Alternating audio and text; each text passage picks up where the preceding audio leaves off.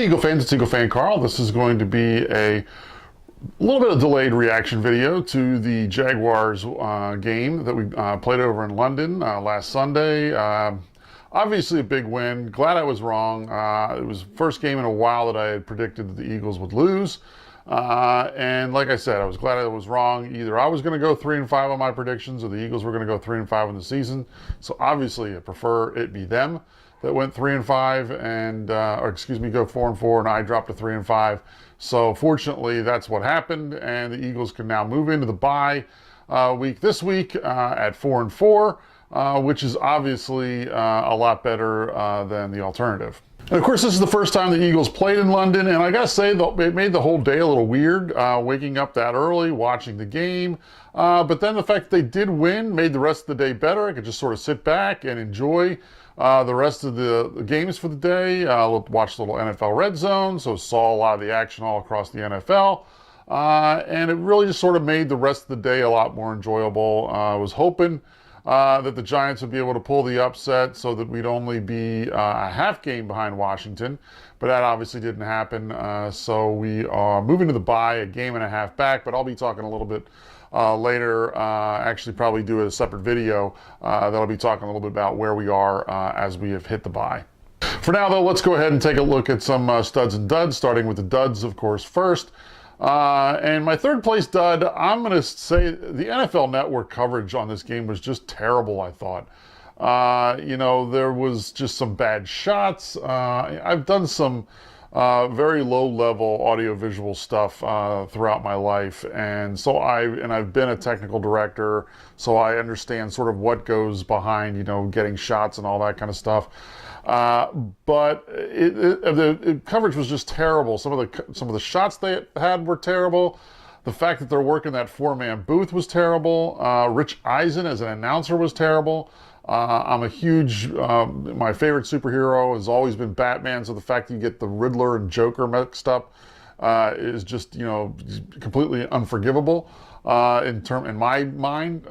So the whole thing was just terrible, I think, from beginning to end.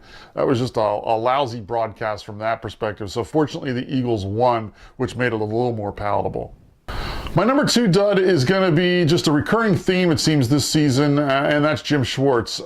Still, I went on my rant last against the Panthers game, after the Panthers game, about the fact that I wanted him fired, and nothing in this game really helped me like him anymore as a defensive head coach.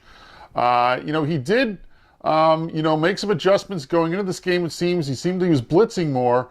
But then Bortles was beating them on the running game, and it seemed like he got a little bit away from the blitz because he was worried about that. But then what that did is it gave Blake Bortles a lot more time to make plays downfield, and their offense actually ended up getting into more of a rhythm as a result. I wasn't minding Bortles getting the running yards that he was getting because ultimately those yards weren't going to kill us. It might have helped them get into some field goal range, but it was never going to lead to a touchdown the way that Jaguars team is. They're not good enough for that to happen. So I would have preferred he just stay with his original game plan, because it seemed like in the second half when he got away from that, their offense woke up a little bit, and I think it was an adjustment that he really didn't have to make. My number one dud, though, is going to be Dexter McDougle, who just looked terrible in this game. And I know, you're talking about, the backup to the backup in terms of our cornerbacks. But he looked lost out there, and it just was overall played a terrible game, I thought. And it just, I don't need to go through all the mistakes that he made.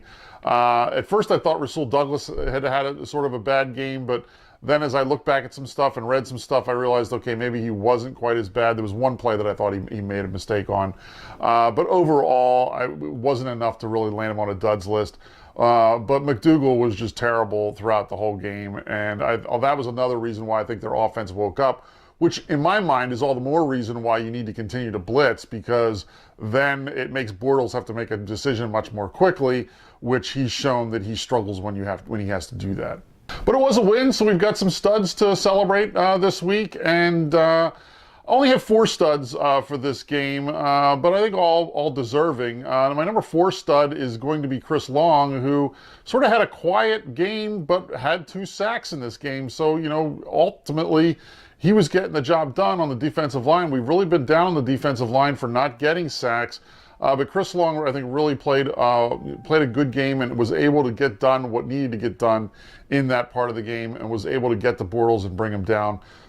So the defensive line played better as a whole, and I think Chris Long especially is the one that really is the one that benefited from that. But as a result, he gets on my studs of the week. My number 3 stud is going to be a guy who would have ended up a little bit higher had he not had such a difficult start, and that was Carson Wentz. He has 2 turnovers early in the game. The fumble, he needs to be better at protecting the ball there, but ultimately that's not as much his fault as it was the offensive line. The interception was terrible, and he needs to recognize, you know, when he needs to take those risks and when he doesn't, and that was not a time to be taking those risks. Jacksonville's a bad enough team that you don't need to try and hit home runs every time. If you check down and ultimately have to settle for a field goal there, that wouldn't have been the end of the world in that game. So you just can't turn the ball over in the red zone like that. But ultimately, he turns around and ends up having a really good, solid game after that, and his stats bear that out. So all in all, I think, you know, Carson Wentz, another 3-touchdown game. So he continues to, you know, add to his number of consecutive games now with a touchdown pass, and is also starting to build a nice little secondary streak in terms of games with 2 or more touchdown passes that I'll be talking about later as well. So ultimately, great game for Carson Wentz, and as a result, would have been a little higher had it not been for the rough start, but my number 3 stud of the week. My number 2 stud of the week is going to be the guy on defense who really, I think, stepped up, and that's been a lot's been asked of him this year because of injuries in the secondary, and that's Avonte Maddox. You know, he causes the big fumble that really sort of helps turn the game around, and all in all, I think he was making plays all over the field. Avonte Maddox has really stepped in well since McLeod went down, and as a result, I think you know, he deserves a lot of credit for what he's bringing to that defense and helping on the back end of that. So Avonte Maddox is my number 2 stud of the week. And my number 1 stud of the week is going to be a guy that I know a lot of people, when they brought him back, people weren't excited about, but all he's done is, you know, done what's asked of him, and he had a really big game in this one, and that's Jordan Matthews. It's clear that he and Carson Wentz had a chemistry before. It looks like they're starting to get some of that chemistry back. And he's the one that was making a lot of the plays in the passing game in this, and Jordan Matthews, as a result, ends up really having a good game. He ultimately doesn't get into the end zone, but he sets up a lot of the scores that we do get in this game. And as a result, you know, I've really got to give him a lot of credit. There was not a lot expected of him when they brought him back, but he has really, I think, risen to the occasion and is having a decent season given where he is sort of on the depth chart and the fact that he wasn't with the team at the beginning of the season. So Jordan Matthews, my number 1 stud of the week. So let me know in the comments below what you think. Is there a stud or dud that I'm missing? You know, leave your comments below. Let me know what you think. I'm going to go ahead and post another video about the Golden Tate trade, and also another one about where we are going into the bye week. Until then, fly Eagles fly.